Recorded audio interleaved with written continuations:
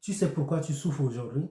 Tu sais pourquoi souvent c'est difficile. Quand tu essaies, ça ne marche pas. Des fois, tu essaies un peu, ça donne, après ça ne donne pas. Les amis qui te tournent le dos, des gens qui t'oublient, des gens qui te manquent du respect, tout ça. Est-ce que tu sais pourquoi? C'est parce que Dieu te prépare pour des choses grandes. Parce que la nature te prépare pour des choses extraordinaires. Parce que le destin te prépare pour que demain tu sois réellement utile. Donc, je voulais juste te faire comprendre que toutes ces étapes que tu es en train de traverser aujourd'hui, c'est juste pour renforcer tes capacités émotionnelles, ta capacité de résilience et aussi être capable de ne pas demain, pour rien seulement, tu peux vendre quelqu'un, peut-être pour un bout de pain, tu peux facilement balancer ton frère ou encore pour une histoire d'un peu d'argent seulement, tu tournes le dos à des gens avec qui peut-être qui t'ont aidé. Donc, le but de la souffrance, c'est de te rendre mature. C'est pour que demain, quand tu passes, on dit que lui, c'est un homme. Pour que demain, quelqu'un qui est même milliardaire, toi, tu n'es pas milliardaire, mais quand il te voit, il se lève pour te saluer. Pour te saluer. Voilà, c'est ça le but de la souffrance. Le but de la souffrance, c'est de te préparer pour que dans l'adversité, quand tu es dans des problèmes, des choses qui ne marchent pas, même si ce n'est pas toi et que les autres vivent, tu sois capable de donner les mots justes. D'où sortent ces mots justes? Parce que ce sont des choses que tu as vécues toi-même et tu pouvais consoler quelqu'un avec. Donc, c'est aussi la raison pour laquelle tu souffres. Donc, ne prends pas la souffrance comme un truc terrible. Ne prends pas la galère comme quelque chose de fatal. Et à cause de ça, tu perds complètement le contrôle. Et des fois, quand tu es sur les réseaux sociaux, tu vas liker, commenter des gens peut-être que tu penses qu'ils ont réussi, ils ont leur vie bien, et tu fais un peu le atalakou derrière eux. Non, le but de la souffrance, c'est que tu comprennes que la valeur de l'être humain, ce n'est pas la voiture. La valeur de l'être humain, ce n'est pas les millions dans le compte bancaire. La valeur de l'être humain, c'est ce qu'il est, c'est ses capacités, c'est simplement l'amour qu'il a, c'est des choses qu'il possède.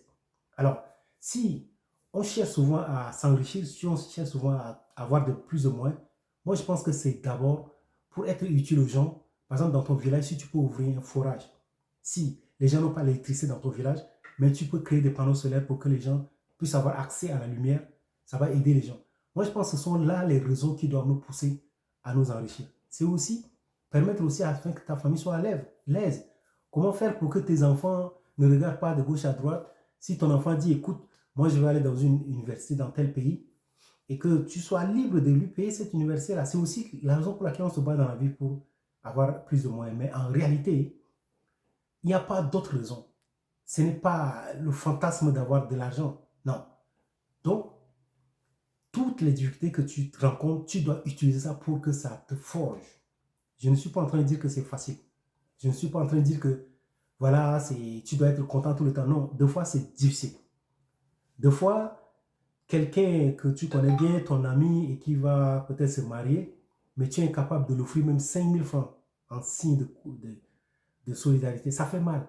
Ça fait mal que ton enfant n'arrive pas à aller à l'école. Ton enfant a déjà eu son bac, ou bien toi-même tu as eu ton bac, mais tu n'as pas de moyens pour progresser dans les études alors que tes parents sont pauvres. Ça fait mal. Je sais. Je sais que ce n'est pas facile. Mais la souffrance, la galère, ce sont là les meilleurs moments pour te bâtir. Dans l'avenir, quand tu seras, peut-être tu auras beaucoup de possibilités, avec beaucoup d'argent, tu n'auras pas le temps de vivre certaines choses. Tu as besoin de profiter des problèmes, de profiter de la galère, de profiter des situations difficiles. Alors, cette situation va t'amener aussi à avoir un entourage sain.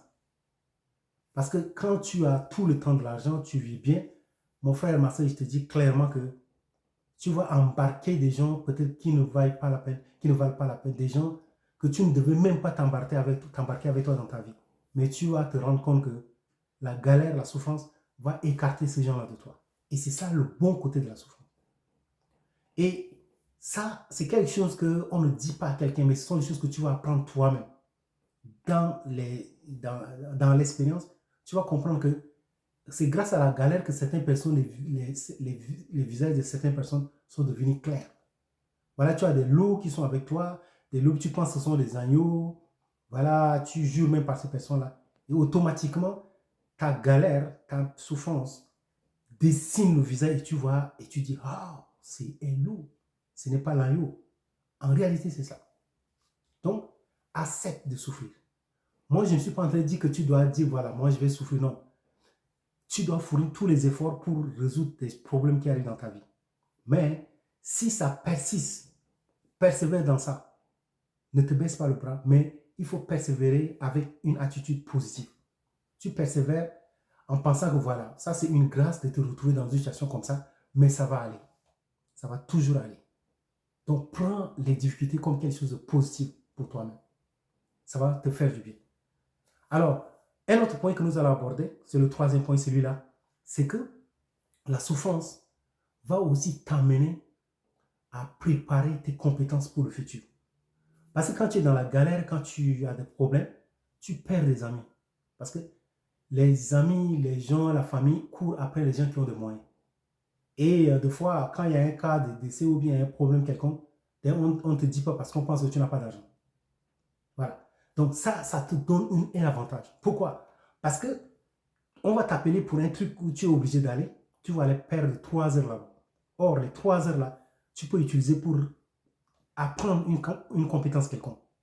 Peut-être développer tes muscles, aller faire du sport, ou encore apprendre une nouvelle langue, et ça va toujours t'aider. Donc, il ne faut pas prendre ça comme négatif, mais il faut prendre comme des moments importants pour renforcer tes capacités en termes de compétences. Et ça va complètement t'aider. Ça va t'aider à aller très très loin. Maintenant, le dernier point que nous allons aborder c'est le quatrième point, c'est que la souffrance, la galère, va te conduire vers une destination sûre. Parce que quand, à travers les émotions, à travers des trucs, tu choisis des trucs, des fois tu fais des trucs pour être vu, tu choisis ce métier juste pour que les gens t'apprécient, tu veux entreprendre dans tel domaine parce que tu as vu l'autre et tu veux qu'on pense que c'est un bon domaine. Tu ne veux pas qu'on dise ah, c'est un jardinier, mais tu veux qu'on dise c'est quelqu'un qui est dans le BTP. Voilà. Maintenant, la souffrance va te pousser à choisir quelque chose de factuel, quelque chose réellement qui peut mettre la nourriture sur la table. C'est ce que la souffrance va faire. Parce que là, tu n'as pas de choix. Grâce à la souffrance, grâce à la souffrance, tu seras conduit directement vers des trucs qui vont directement t'aider à mettre de la nourriture sur la table. Ça veut dire que ce sont des choses palpables, ce sont des choses factuelles, ce n'est pas des trucs sensationnels. Voilà. Donc, ce sont là les avantages que la souffrance nous offre. Voilà. Si c'est ta première fois, ce que je te demande, c'est de t'abonner, c'est de liker et de partager pour faire grandir cette communauté. Moi, c'est mien. Je cherche premièrement à faire réussir mon mindset avant de réussir dans mes projets.